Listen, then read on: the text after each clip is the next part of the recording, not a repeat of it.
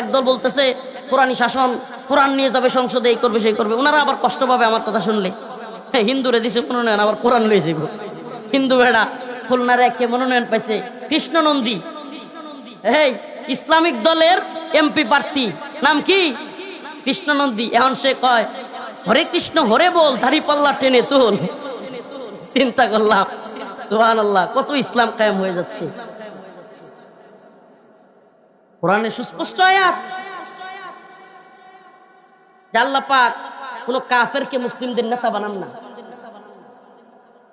আল্লাহ পাক কাফেরদেরকে মুসলিমদের নেতা বানান না, কোন মুসলিমদের কর্তৃত্ব কাফেরদের হাতে দেন না।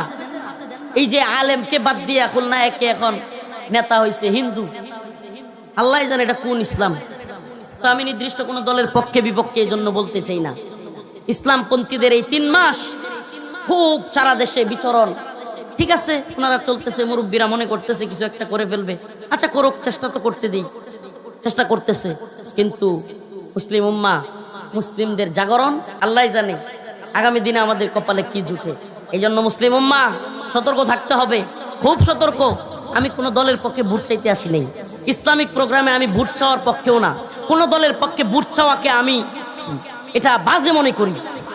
এই দলের ওই দলের ভোট আসলে কি জানেন, সত্যি কথা বলি উলামায়ে কেরামের সামনে, এই সিলমারো বাই সিলমারো দিয়া কোনো কিছুই পরিবর্তন হবে না। এই সিলমাইরা যারা আকল আছে, বুঝ আছে, পুরা বাংলাদেশে এখনো ইসলামপন্থীদের 300 আসনে প্রার্থী দেওয়ার মতো সামর্থ্য হয়নি। লেজুর ভিত্তি চলতেছে বড় দলগুলো, গোপনে গোপনে, এগুলো বলতেও সমস্যা, অনেকেই কষ্ট পায়।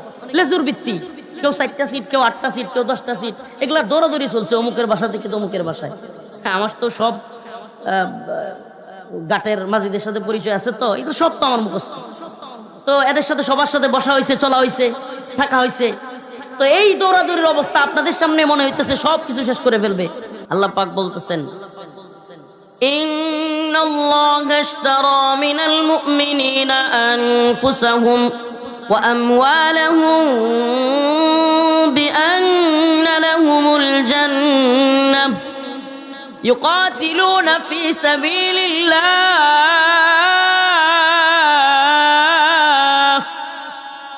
فيقتلون ويقتلون وعدا عليه حقا في التوراة والإنجيل والقرآن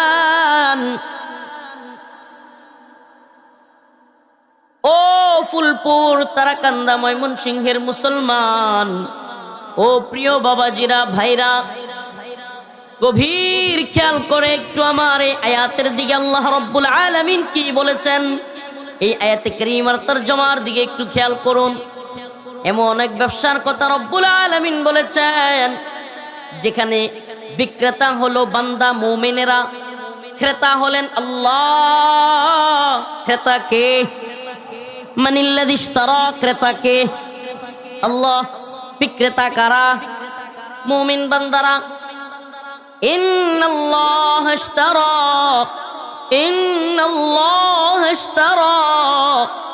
মিনাল মুমিনিনা আনফুসাহুম ওয়া আমওয়ালাহুম বিআন্না লাহুমুল জান্নাহ।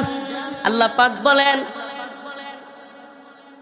সমস্ত নিশ্চয়ই আল্লাহ তাআলা মুমিনের জানমালকে ক্রয় করেছেন জান্নাতের বিনিময়ে। সুবহানাল্লাহ।